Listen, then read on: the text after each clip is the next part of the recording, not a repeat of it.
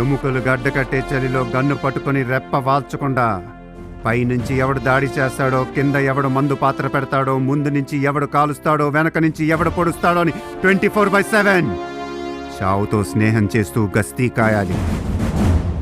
ఇది army training అంటే. ఒక 3 నెలలు పగలు రాత్రి ఒళ్ళు పులిసిపోయి కొవ్వు కరిగిపోయి నేను అనే ఫీలింగ్ పోయి నేషన్ అనే ఫీలింగ్ వస్తుంది. జెండా అంచోడంగానే ఒక వైబ్రేషన్ వస్తుంది. తప్పు చేయాలంటే బాధ్యత గుర్తొస్తుంది. తప్పు చేసినోడి చొక్కా పట్టుకోవాలనిపిస్తుంది. దీన్నే పేట్రియాటిజం అంటారు.